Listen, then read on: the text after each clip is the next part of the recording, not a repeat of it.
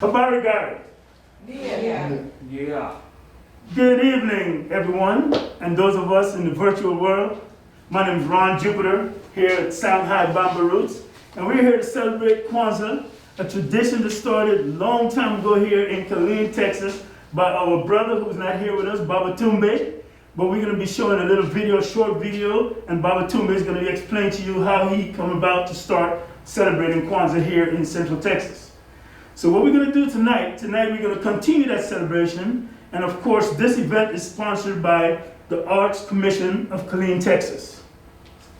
So before we begin, I would like you to recognize that we are very conscious of what's happening in our community at this point in time. You notice everyone in the room is going to be social distance, and we're going to be wearing our masks. All right, so if you're at home or wherever you're at, we pray that you stay safe. And as you celebrate with us, please practice safe behaviors such as wearing your mask if you're going to go outside and amongst other folks. So without further ado, we're going to begin our Kwanzaa celebration. I'm going to bring Miss Shawn Golden up, and she's going to be able to introduce to us our distinguished guests that we have in the room. So without doubt, Miss Shawn Golden. Good evening. So I'd like to recognize our distinguished guests that we have here present. We have Dr. Rodney Lamar Deckett, who is with Impact Outreach and also a community facilitator. We have Ms. Phyllis Jones, who's with Kids Community Connection 1031. She's also the state education chair for the Texas State NAACP. We have Mr. Steve Johnson here tonight. We have Chief Warrant Officer retired Ron Jupiter. He's also the division leader for Primerica Financial Services. And we have Mr. Terrence McGee, who is a community facilitator.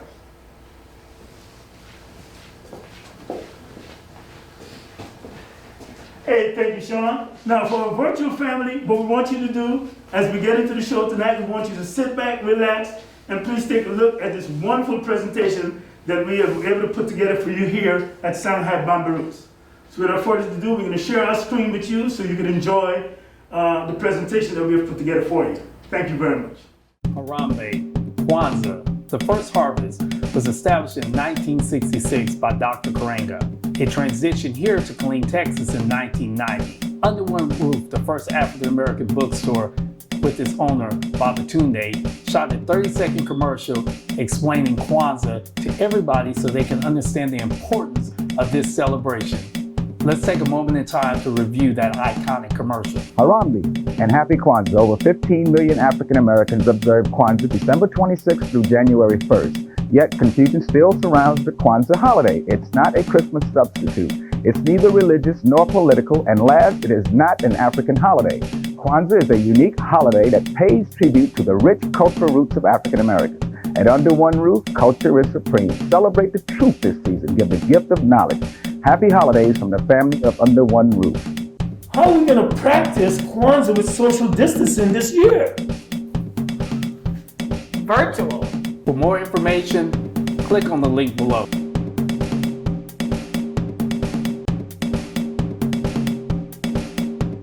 Welcome to Songhai Bamboo Roots Kwanzaa Celebration 2020. This year we're going to do something a little bit different based on what we're experiencing. Of course, we're experiencing a pandemic, and based on that, we're going to have some social distancing, and as you can see, we're going to be wearing a mask. So to talk to us about Kwanzaa, the first conversation we're going to have is going to be dealing with the preparation for Kwanzaa. And coming up to explain to us the preparation for Kwanzaa is a wonderful young lady who's going to introduce herself to us. Hi, you are? Xylia Golden. Xylia Golden. So Xylia, what is it that you want to tell us about the preparation for Kwanzaa? When we prepare for Kwanzaa, we have our candles for the 7 principles. We have corn for children, plants for life, and we decorate like around the room. We have tables with the African colors for our African culture, and we have like different decorations to bring the culture to life. So everyone in the family is actually involved in the preparation, right? Everyone participates in this? Yes, sir. Which part is your favorite part? I like decorating. Oh, so you like decorating? Yes. Awesome. Well, listen, we really appreciate you telling us about the preparation for Kwanzaa. and we may be coming back to you later on, but thank you very much right now. Thank you. So that is it, folks. So preparing for Kwanzaa is something other than just going to the store and shopping. This is a complete cultural and family experience. Kwanzaa is not a religious holiday. It's a cultural holiday. So Kwanzaa gives us the opportunity to reach back into our ancestral existence, and so that we can have some unity within the diaspora. So come to us to explain the first principle of Kwanzaa. This young man is going to introduce himself to us and tell us what it is. And you are? My name is Robert Riley, and I am introducing the first principle of Kwanzaa, known as Umoja. Okay, so what does Umoja mean? It is the unity of Pan-African, family, and intergenerational. Wow, that is profound. So it's also for the Pan-African community as well. So when you say Pan-African community, what do you mean? Do you mean us? All of the Africans in the world. Wow, so not just us here in the diaspora, but those of us who still reside in the motherland. So Umoja, you said, stands for unity. So coming to us to explain the second principle of Kwanzaa is a wonderful young lady, one of the youngest entrepreneurs in our community. So explain to us the second principle of Kwanzaa is this wonderful young lady, and your name is? Janae, Janae. And what principle are you going to be explaining to us? Kuji Kanjalia. Kuji Kanjalia. So explain to us Kuji Chakalia. Kuji Kanjalia means self-determination. Okay. For me, I am Janae Ratcliffe. I am the author of two published books, The Book Club and Travel with May. I am a young influencer and a motivational speaker, and I have made a personal decision that I want to write as many books as possible, and that is my unique contribution. Wow.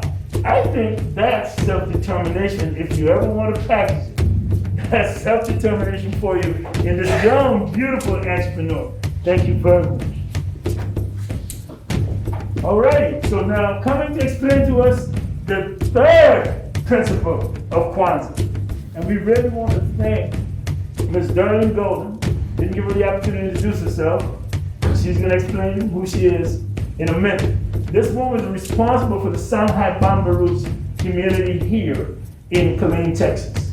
She's responsible for the African Caribbean Festival that we see. She's responsible for feeding kids during the summertime when the schools are shut down. So without further ado, I would like to reintroduce to you and introduce to some of you Ms. Darlene Golden, who's going to explain to us the third principle of Kwanzaa. Hello, everyone.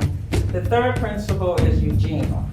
That is collective works and responsibility. I myself take it upon myself to say, give back.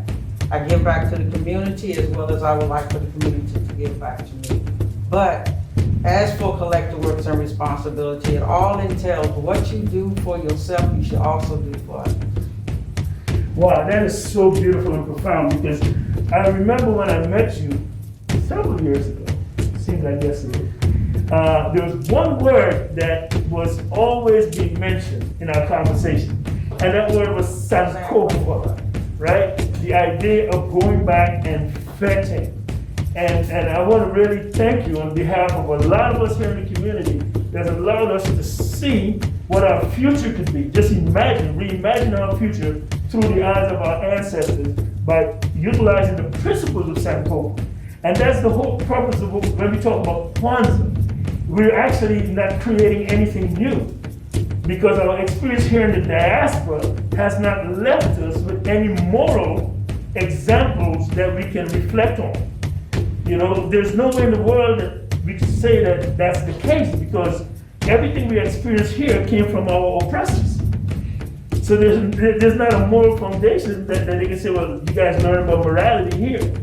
So going back and fetch, I would think, Empress, you would agree with me, is that going back to the values the 7 principles that we gathered from Kwanzaa, which was given to us in 1966, is actually something that we should all really embrace. Would you agree, Empress? I agree. You should, not just from December 26th through January 1st. It should be embraced 365 days a year. Absolutely. Absolutely. So, without further ado, ladies and gentlemen, Empress. So, coming up is another young person in our community that I would introduce and reintroduce to some. And she's going to tell us who she is and explain her principle of Kwanzaa. My name is Jeanette Vick. In the community, I'm known by the name of Nadia. Okay, Nadia. And which principle are you going to be talking about? Ujamaa. Ujamaa. Ujamaa. Okay. And what does Ujamaa mean? It represents cooperative economics. Wow. That seems to be something that we really need within our communities today. Could you talk to us a little bit about cooperative economics, maybe a little bit about the history of the corporate economics? Well, cooperative economics relates to buying black, building black, circulating the dollars in the community. You spoke about the ancestors, and the ancestors who built the black towns in the 1900s that became very famous, especially Tulsa, Oklahoma, was one of the major ones. And how those towns actually thrive is by utilizing cooperative economics. Now, that's really important because you mentioned that those towns thrive by utilizing corporate economics. Now, we know back in the early 1900s, the banks were not allowing us to invest money into the banks. We were not able to utilize the traditional methods of accumulating resources. So how did we do that? Well, what it appears that happened was the people began to buy and sell amongst themselves.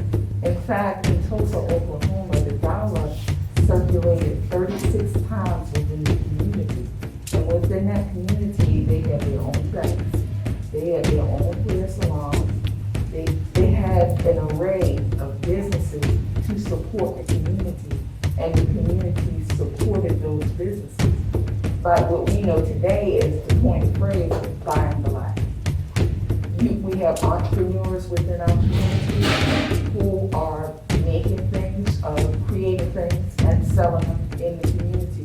And we have to begin to buy amongst ourselves again to control the economics within our community. Wow, that is amazing. I'm glad that you mentioned the entrepreneurial spirit within our community because it was that entrepreneurial spirit that led the first documented millionaire female entrepreneur, Madam J. Walker, right? Yes. And so she was creating a product for our community, and therefore that dollar kind of circulated within our community because she was providing a service that our community needed. Right. You know, was there any other way that back then that the communities, especially the communities within the diaspora, we're talking about our brothers and sisters away from the motherland, that they accumulated wealth? Well, another way that wealth was accumulated within black communities was through the use of what we know today as susu. Ah. Yes. Now the term susu is amazing because if we understand the language in Swahili, it was a practical language. Yes. And I grew up in the Caribbean as well, and I would hear the elderly women within the family use the word susu. And understanding a little bit about Swahili, it was practical. So the term susu means it was something quiet. Susu. We don't want to tell people about it, right? Because during that time, I remember the women were at home and the men worked. So the women used to take the money from the men, they didn't even know the women were taking it, and created this economic base. And there were certain things that was required. And I believe one of the things that was required was the morality of it, Yes. and the trust, and the decency and honesty. Yes. Could you talk a little bit about that? Well, that comes down to integrity. how you view your purpose, what the purpose is, how you handle yourself within such a community or a group setting like that. It's not about the individual, it's about the whole. And I can remember well, because I grew up in that environment, that we always knew that there was a susu going on around major holidays or around a major event, because this money was not used to go back into the pot. This money was used to either, whether we go pay someone that was going to be preparing the feast for the wedding, or to buy the dresses, or to buy the cake. So there was always a purpose about the susu. So the susu was not something that people just do to hoard and get money. It was to circulate the vibrance of that community. Right, and also utilize the skills within the community itself. Just as today, we have people who bake. We are people of vast skill and knowledge. And those skills were utilized to build on those businesses to create economic wealth within the community itself. That we could do a whole take on just corporate economics alone. I really appreciate you sharing that with us. Thank you very much. Thank you. All right. So coming up next, to explain to us the next principle, is a wonderful young man. I've known this young man since he was a little bit out of diapers. Now, and who are you? Antoine Gold. Antoine, which principle of Kwanzaa you're here to explain to us? Nia. Okay, what does Nia? Nia is purpose. Purpose. So how do you, we know what the principle is, how do you practice that principle? How do you personally practice the purpose of Nia? I do karate and I do self-discipline and I self-defend myself. Why do you think that's important? Because karate was originated from Africa and it was one of the early wars of self-defending. Okay, so I believe what you're talking about is the skills of fighting and protecting yourself that we see that is illustrated in the tombs in Kemet, right? It's called Montu, the art of fighting, right?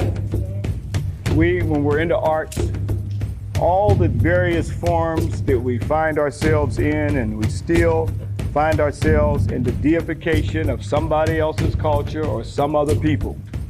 Like, for instance, martial arts.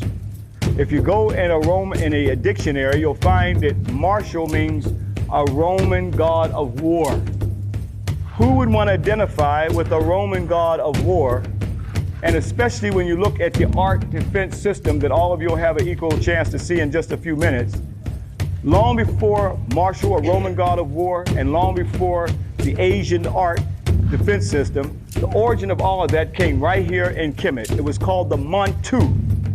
The Montu art form was an African defense system, long before a Roman god of war called martial art. Here you see another art form, even using the sticks and the art form. The one we look at is some kind of a karate chop. And then you see a flip that's taking place right here. So here you see, right, what they call judo. Here you see a flip right here, and also another form of the art where the brothers are trying to defeat the other and bring him down. So here you see an African defense system, but I want to show you that this is an African origin that goes as far back as the Nubas. This is your friend, you know him. One young brother came and actually got right into position one year as soon as he saw this, because he's at an independent school right there in San Antonio, an independent school about teaching our children. And we have two brothers who are from that school, and one brother who's at that school right now, and that's Brother Oba. And he's right here, an independent school. Now, keep in mind that that came from the Nubas, brothers and sisters. It was an African defense system, meaning that in this African defense system, you see the same exact thing right here. Now look at this here form right here, and look at these brothers from Nuba. Look how far back this goes. This is the same type of African defense system that is going on right now with the Nubas that you see with these two brothers right here, to show it's an African art form all the way from the Nubas who live in the highlands of the Sudan. Now, also, just as you see these two brothers right here, mixing it up, one trying to flip the other down. Now look at the Nuba brother that you see right here, okay? So that's why we come back in all forms to show our story so we can document it, not just to have it from a European perspective, but have it from our African perspective, our African Kemetic perspective. So we see the two African defense system right here. Now keep in mind, when these brothers, why are they in this form of art right here with the Nubas anyway? They are fighting for something.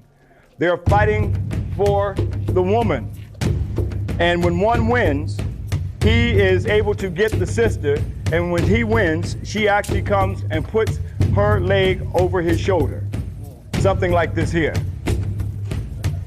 Now imagine if you had to have you a battle. I think that's why you see the brothers were in serious battle, lockdown battle, because this is what they were fighting for, okay? Now, I think we'd be in serious lockdown battle if we were still fighting for this today. Okay, sometimes we get in a lockdown battle, okay? But now you can see that this is a natural form where once the brother wins, he has the queen of the village, and she actually puts her leg over his shoulder, say, I chose you because you're the baddest brother in the village. All right. So here you see it carved. Here you see it carved in stone right here, brothers and sisters. So what is it called? Mantu art form. So we erased the martial art because we're not deifying Rome, and we're not deifying Roman deities, and nor we're not deifying Asia either. So let's get it right. You got an eyewitness account. Take your pictures and go back and show to others who continue to deify others instead of themselves. And so that's what motivated you to practice that? Awesome. Well, listen, really appreciate you. Thank you very much. And our next principal is, this young lady is going to introduce herself, and who are you? Oh, Rihanna. So can you tell us what the next principle is and how it applies to you?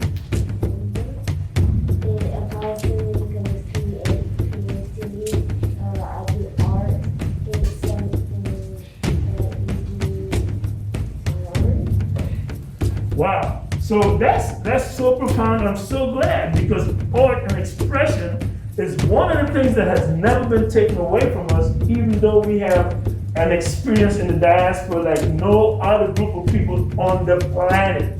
We have still been able to express our existence in art. There is nothing that you can see around the world that doesn't have the influence of us in it, even from politics to religion. You see, we took a religion, and because of the creativity within us, that religion has changed. It's not what it was when they give it to us, right? We took a menu. When we prepare our meals, when your mom is cooking, she's going to prepare that meal, and based on the creativity, that's going to taste totally different than what it was supposed to be. But it's going to be delicious. So we're really glad that you were able to expand on creativity, and we're expecting to see a whole lot of wonderful art from you in the future. Thank you very much. All right, and coming up for our seventh principal, this young lady is going to introduce herself to us, and you are? Adriana Go. Now, Adriana, before we talk about this principal, a little bird told me, I think the bird is the name of your grandmother, that you're doing really well in school, just like all your brothers and sisters. Now, in order for you to do that well in school, you have to do a lot of studying, right? Because now you guys are at home, and studying at home seems to be more work sometimes. That's a bit of struggle, isn't it? So in order for you to be successful and enjoy that success, it comes from struggle. Would you agree? So let's try to equate that to the principle you're going to talk about. And that principle is? Imani. What is Imani? Imani means faith. Wow. faith. Now, when it comes to the African American community living in the diaspora, faith, it seems to be a foundation of our existence. You know, it was faith that allowed our ancestors to not jump off a building and kill themselves, because everything was hopeless. It was faith that allowed all of our heroes and sheroes to do what it is that they've done, because they knew one day that maybe you might be standing here to explain to us what faith means to you. So what does faith mean to you? Faith to me means the belief and commitment of family, community, people, and the culture. Wow, that's a lot of stuff coming from the young people. So you see what we got to do? We really have to mentor our young people. So now, when you have faith, you're also going to have hope, right? So you have faith and you have hope. So faith is that everything should be better. Hope is that it's going to be better. But you can't hope that it's going to be better unless you have struggle. You see, so you have faith that you're going to do well in school. And you hope that you're going to get all A's. But then you got to struggle to do that homework, to turn in the assignment.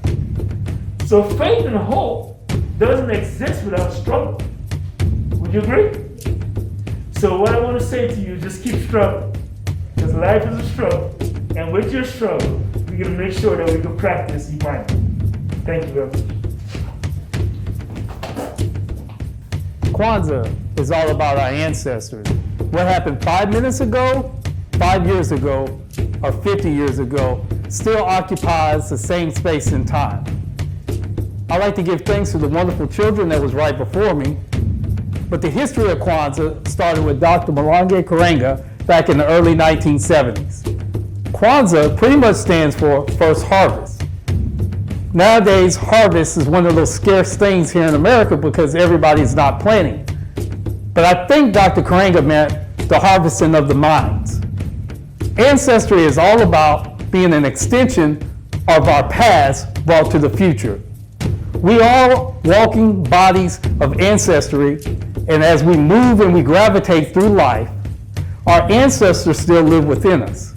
We have our smile like our mother, we have our laugh like our father, we walk like our grandmother, we walk like our aunts and uncles, but in all ideologies behind what I just said is we are the extension of the future from the past.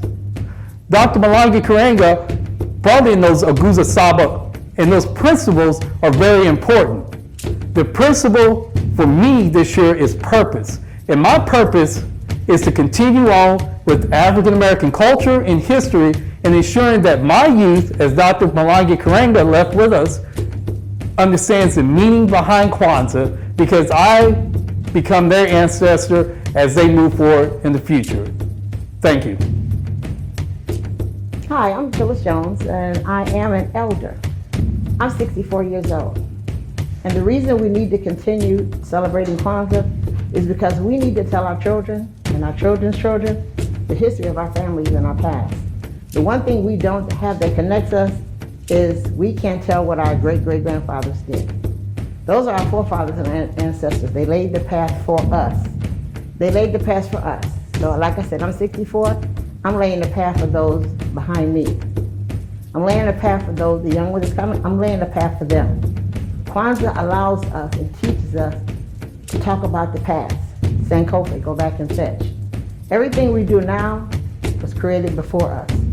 So we must continue Kwanzaa so we can continue that one legacy that belongs to us. I need to be able to tell my great-grandkids that their great-great-grandfather during the Depression was a pool hustler. That's creativity, something that he did.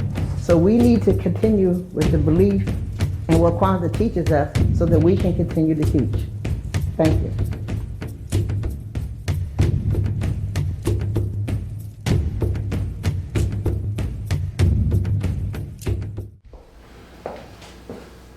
All right, family, on the virtual end of the celebration, we really want to thank you all for joining and being with us.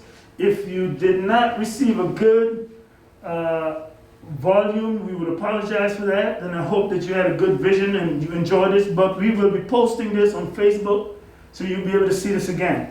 All right, so we really appreciate you, we love you, we're looking forward to celebrating with you. Don't remember tomorrow, we will be celebrating Kuumba, right?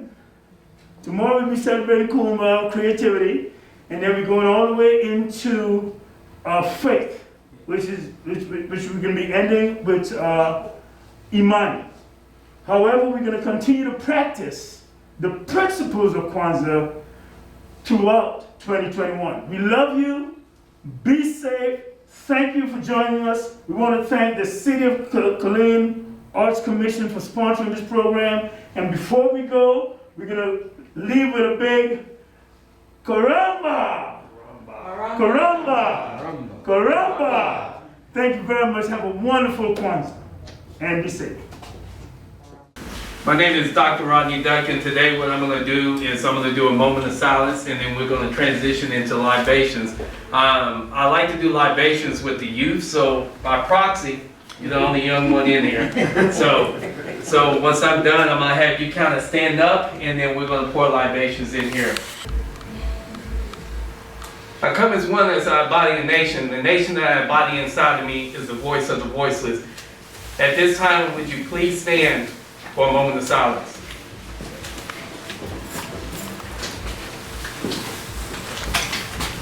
May I get a moment of silence for the truth about our existence as a people. Who we are, where do we come from, how do we get here, what language did we speak? How did we lose our tongue, how did we lose our culture, how did we lose our history? May I get a moment of silence for the gods, the goddess, the dynasties, the empires, the rulers, the royalty, the genealogy, which is our navigation system to our future. May I get a moment of silence for our inventions, creations, scientists, mathematicians, and African storytellers, which embody song, poetry, and hip-hop. Not to forget those astronomers and astrologists through free hands and slaves constructed Washington, D.C., the 10 miles by 10 miles by 10 miles by 10 miles radius, which is a mere replica of Sudan, Egypt, and Ethiopia. May I get a moment of silence for those who died through the Transjordan and Arabian desert, the still active slave passage out of Africa, for those who died in the Indian Ocean passage, the unexplored and never talked about passage, and for those who died at the hands of the barbaric and brutal transatlantic passage. Those souls still rest in bondage beneath on the ocean floor, as I quote, "Captain, Captain, Captain, the cargo's overloaded. Well then cast them darkies overboard, see? When sugar and spice and everything nice takes the place of human life. They shackle the old, the young, the sick. They weighed them down and forced them to drown without remorse in their heart. Making a moment of silence for those beneath the vessel of the slave ship that was shackled from head to toe, that was forced to wallow in their own urine, feces, and disease while dying of frustration, hunger, and fear. For those beautiful queens that gave birth in those very conditions, only to have their child ripped from their very arms and tossed overboard. May I get a moment of silence for the brutalization, the victimization, the breaking of the buck, the breeding stocks we talk little about that take grown, strong warriors to force them to procreate a genetic superior human being, but slave master left him mentally inferior. For those mothers that cried on their bed at night, knowing that their child will be sold by the age of 6. And for those strong warriors that had to look up at the plantation home, that had to decide what was worth living for or dying for. Please pause for a moment of silence. May I get a moment of silence for Timbuktu, Mansa Musa, Shaka Zulu, Ethiopia, Queen Sheba, Menelik I, Menelik II, Theodosius II, Haile Selassie, Ghana, Sudan, Egypt, Somalia, Congo, Kenya, Uganda, Mali, Dogon, Liberia, Bushman, Dingo, Fulani, Botswana, Mozambique. May I get a moment of silence for Noble Drew R. Lee, Marcus Garvey, W.B. Du Bois, Nat Turner, Harriet Tubman, Sojourner Truth, Denmark Vesey, John Horst, Wildcat, Elijah McCoy, Elijah Muhammad, Frederick Douglass, John Brown, the Beta Jews, Benjamin Manicus, the blacks that died in the Holocaust, the Ethiopian genocide, Drexel Houston, Madam C.J. Walker, Granville Woods, Thurgood Marshall, Dr. Martin Luther King, Dr. Malcolm X, Dr. Betty Shabazz, Clarence 13X, Lewis Latimer, Dr. George Washington Carver, Booker T. Washington, Phyllis Wheatley, Garrett Morgan, Dr. John Hope Franklin, Dr. Chancellor William, Dr. Ivan Van Studemore, Dr. Sheikh Anta Dawat, Dr. Charles Drew, A. Brown, Stokely Carmichael, Huey P. Newton, Bobby Seale, Emmett Till, Vicente Guerrero, Alex Haley, the 4 girls that was bombed in Birmingham, the Tulsa riots, the St. Louis riots, the LA riots, the Rosewood riots, Harper, Virginia's riots. for every black that was lynched,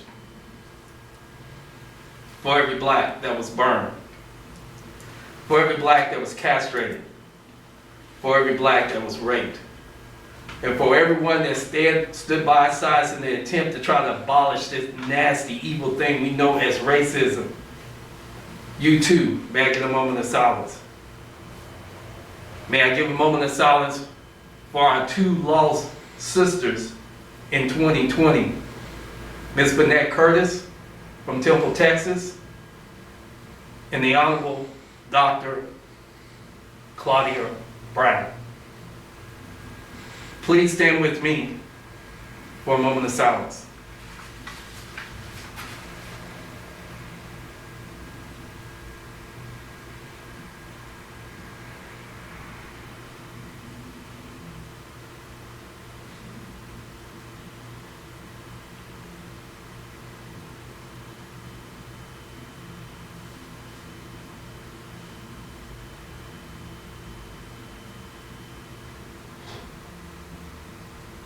Thank you for your moment of silence. At this time, we're going to pour libations. And the first two libations that I would like to give is for Ms. Burnett Curtis and also to the Honorable Dr. Claudia Brown. The reason why I chose these two this year, both of these ladies tremendously impacted my life. Ms. Burnett Curtis, when I first got here in '98, she brought me up to speed with the Black history in Temple. She has been a queen mother. Always, doors have always been open to me and Terrence anytime that we needed anything. And she's always showed me at the ripe age of 80 that she was always much more sharper than me and clever than me. And also Dr. Brown, the Honorable Dr. Brown, for just always being a #1 supporter in everything that I do. I stand here today a doctor because she always reminded me that she went back to school to get her PhD at 63. So I had to try to equal out with her. The one thing that I did miss from the Honorable Dr. Brown was her to officially call me doctor, but I know she was with me in spirit. So the pouring of libation is going to be by our youngest person here today, privileged young warrior. And we're going to start with 2 small pours. One for Burnett Curtis and the other one for Judge Brown. That one and that one. Good. Now I reach out to the audience. Is there anybody that would like this young man to pour libations for any of our ancestors? Dorothy Sanderson. I say. Thomas Chapman. Thomas Chapman. Charles William Vick. I say. I'm sorry, say it again. Charles William Vick. Charles William Vick. I say. This drink fella. I say. Carmen Ricketts. Carmen Ricketts. I say. Joe Clark Sr. Joe Clark Sr. I say. Right now, what we're going to do is we're going to bring one of our community leaders up here, Ms. Phyllis, and she is going to help us as we go forward with the lighting of the candle. The black candle stands for Umoja. Umoja. And the color of the candle represents the people. Right, so we go from the black candle, then we go to the red candle. Right? So the red candle is going to be Kujichakalea.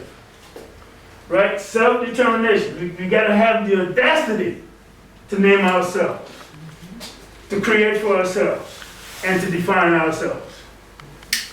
Next we go to the green candle. Ujima.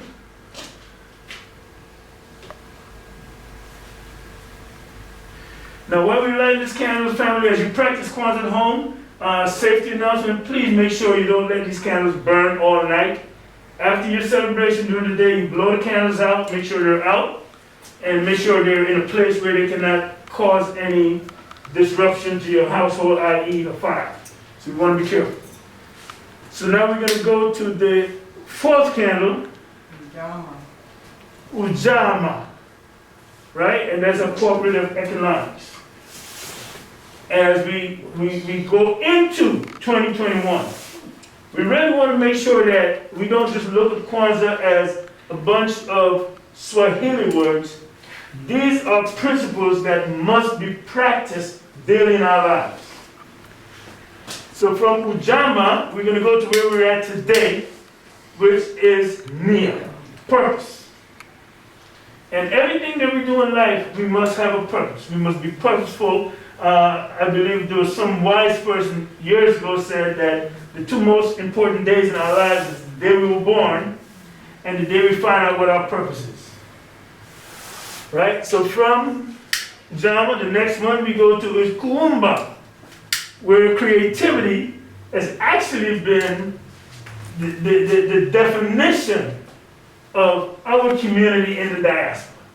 Everywhere we've gone, anything that comes in contact with us, it changes its form.